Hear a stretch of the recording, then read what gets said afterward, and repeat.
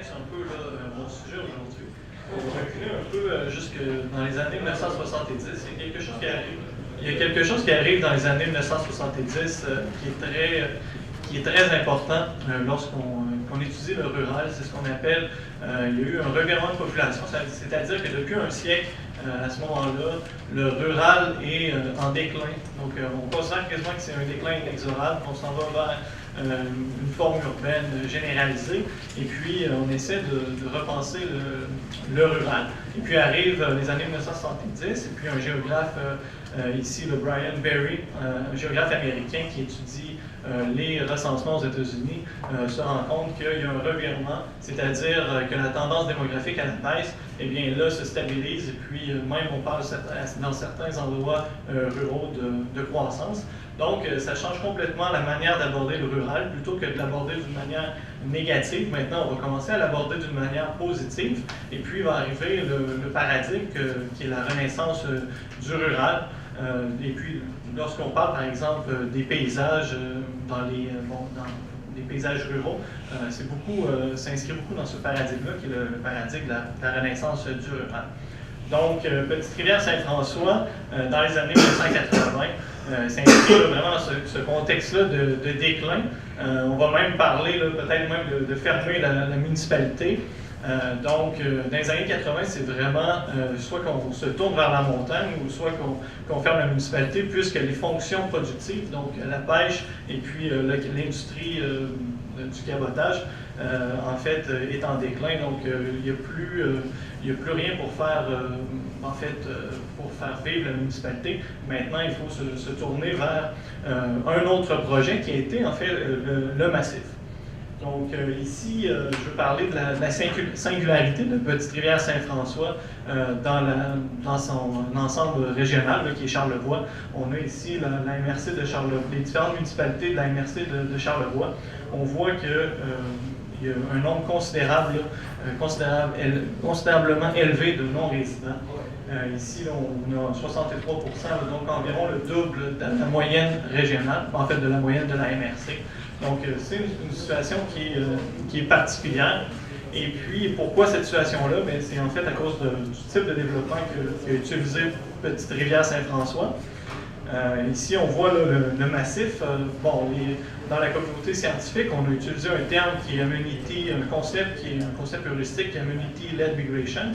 Donc, c'est un phénomène qui se produit à l'échelle planétaire dans les pays industrialisés principalement. C'est-à-dire qu'il y a des aménités tant physiques que culturelles qui vont attirer un nombre considérable de populations. Puis lorsque la société est capable de mettre en place les infrastructures, mais ça va attirer beaucoup de non-résidents, entre autres. Donc, dans le cas, ici, on a l'aménité du massif, donc on a une infrastructure qui a été mise en place. Et puis, donc, ça a attiré un ensemble de projets. Ici, on en a un nombre de 6 que j'ai cartographié ici. Et puis, les couleurs, c'est simplement les courbes isométriques. Donc, plus c'est foncé, plus on est en altitude. Donc, où est-ce qu'on retrouve la population résidente, qui sont au nombre d'environ 700 habitants, c'est dans la zone jaune. Donc, en basse altitude, c'était dans la mince bande entre la montagne et puis le fleuve. Donc, ces nouveaux projets-là sont habités en grande partie par des non-résidents. Et puis, on va essayer d'approfondir un peu cette question-là dans les prochaines minutes. On voit là, que 76 % du lotissement à Petite-Rivière-Saint-François est possédé par des non-résidents. Et puis, dans ça, là, il y a des personnes physiques, c'est 1232, et puis un nombre quand même considérable de personnes morales, que c'est des entreprises, tout simplement, qui possèdent des lots et puis éventuellement qui vont les vendre à des particuliers.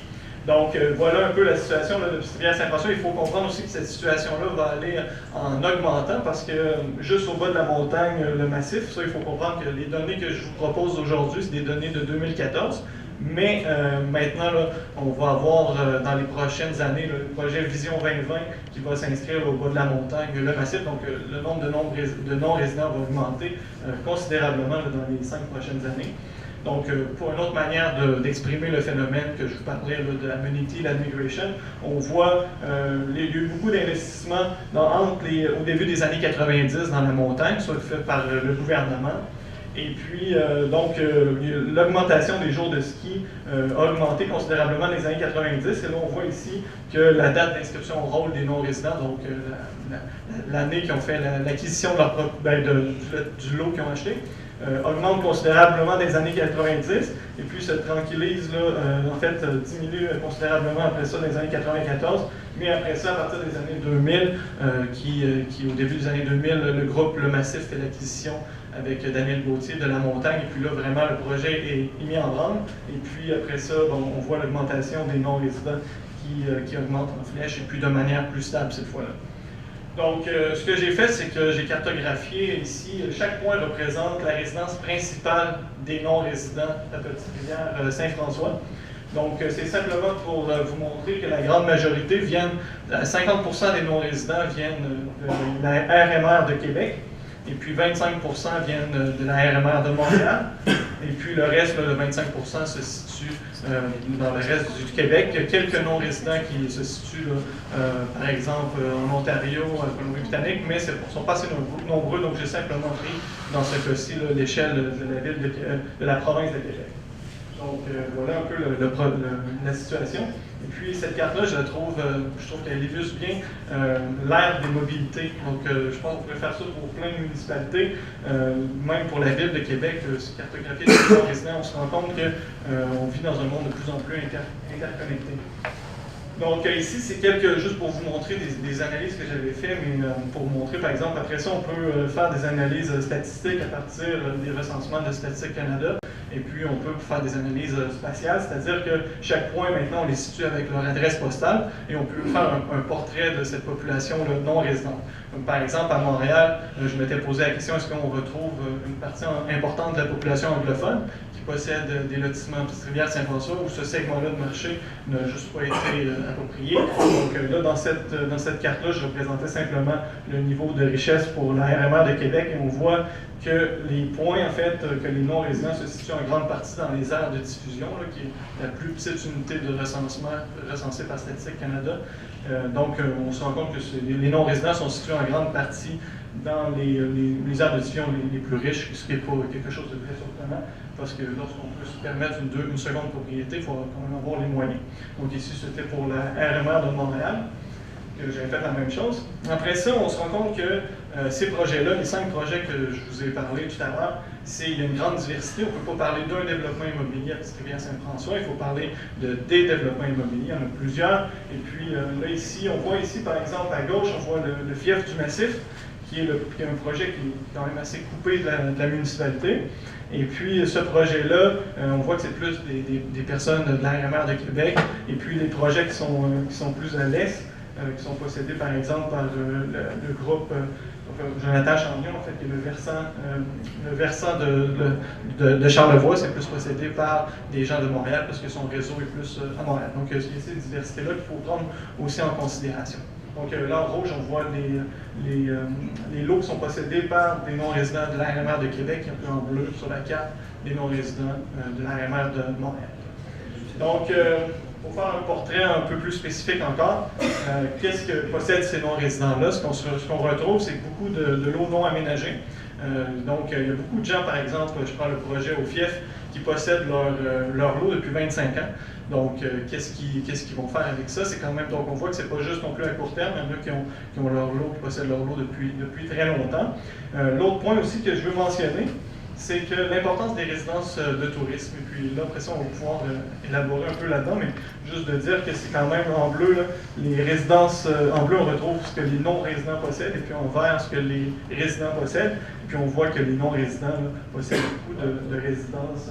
En fait, ce qui a été construit, c'est beaucoup des résidences de tourisme, et puis là, ici, il faut mentionner que ce chiffre-là est beaucoup moins que la réalité, parce qu'il y a beaucoup de tourisme illégal. Ça, il y a beaucoup d'études qui ont été faites là-dessus. C'est pas une surprise. Donc, j'ai fait justement là, un tableau qui représente l'ensemble des développements, les 6 projets. Et puis on voit qu'il possède 1300 lots, ça c'est important en gros, c'est 1300 lots. Et puis Daniel Gauthier, lui, il a considéré que la masse critique, donc le groupe Le Massif qui possède la montagne et puis il veut faire le projet immobilier au bas de la montagne, il considère que la masse critique c'est 2500 portes. Donc 2500 unités, donc on rajouterait, le but c'est de rajouter environ 1200 portes, que ce soit sous forme d'hôtel ou sous forme de condo, pour arriver à cette masse critique-là qui permettrait de faire vivre la montagne, parce que la montagne, l'immobilier, c'est ce qui fait vivre la montagne. C'est ce qui rend l'entreprise d'avoir une station de ski profitable, que ce soit à Whistler, que ce soit à Tremblant, à Petite-Rivière-Saint-François, c'est une logique qui est constante. Donc, je veux juste vous mentionner, j'ai pris ici le versant de Charlevoix, qui est le projet donc le pourcentage de propriété qui a été construit. Donc, on parle de 44,66% du lotissement qui est construit. Donc, c'est le projet le plus évolué en ce moment. Par exemple, si on regarde le fief du massif, donc seulement 6% maintenant du lotissement qui a été construit. Donc, c'est un projet qui a de la misère à décoller, celui-là. Mais ce qu'on remarque là, avec le projet du versant de Charlevoix, c'est que si on prend le pourcentage des résidences de tourisme sur ce qui a été construit, là, sur les 70 constructions, c'est 70% que c'est des résidences de tourisme. Donc on voit quand même la direction, ça se dirige dans cette direction-là. Donc ça, c'était le projet, par exemple, du versant. Ce projet-là, c'est celui que je vous ai parlé tout à l'heure. Donc, ce qu'on retrouve, c'est les terrains construits là, en pointillés. Et là, on voit en rouge les terrains qui sont possédés par la compagnie de Jonathan Champion. Puis ce projet-là, c'est ce qu'on appelle un projet clé en main. Donc, il faut ici mentionner la frontière qui est en train de s'établir, qui est en train de devenir de plus en plus floue entre le tourisme et l'immobilier. C'est-à-dire que, bon, ce projet-là, c'est des formes de... C'est de l'hôtellerie, en fait, ce qu'on propose dans un certain sens. C'est qu'on va dire à celui qui achète la maison, tu peux aller dans ton condo, disons, 3 semaines par année, et puis nous, on va faire la commercialisation, et puis donc, ils ont tout un réseau derrière ça, et puis donc, ça permet, là, si on veut, de rendre l'investissement moins important pour les propriétaires, mais aussi là, de rendre ça aussi pour l'entreprise. En tout cas, ça permet là, du moins de rentabiliser. Donc ça, c'est un peu le genre de projet du versant là, du massif.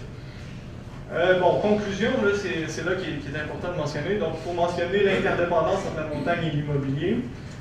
Il faut regarder aussi là, la phase initiale associée à des risques importants assumés en grande partie par des acteurs du secteur privé afin de mettre en place les infrastructures qui éventuellement permettront d'accueillir cette masse critique nécessaire à la rentabilité là, de toute entreprise.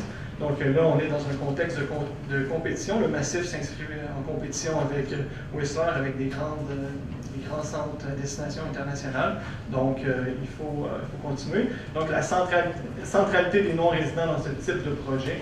Et puis, l'importance des résidences de tourisme. Et puis, l'immobilier et le tourisme frontière de plus en plus flou. Donc, la question du développement durable dans tout ça. Bon, la manière que moi, j'ai postulé cette question-là, c'est qu'on est dans une population locale, et puis comment concilier les besoins de la population locale qui s'inscrivent nécessairement à une échelle locale avec un projet comme le projet du Massif qui, lui, se pense à l'international, donc se déploie à l'échelle internationale. Et puis là vient une forme de contradiction qui n'est pas nécessairement irréconciliable, mais du moins qui invite à réfléchir davantage. Et puis, je vais prendre le philosophe Luc Ferry qui a écrit dans un livre en 2014 qui portait sur l'innovation, qui écrit 2 questions qui se posent maintenant à l'échelle, aux différentes sociétés humaines. C'est, avec la force destructrice, constructrice qui est le capitalisme, comment reprendre en main un cours du monde qui, parce qu'il est désormais mondialisé, nous échappe, en fait, qu'il est désormais mondialisé, nous échappe chaque jour davantage. Pourquoi faire? Pour mettre en place quel projet, quel grand dessin.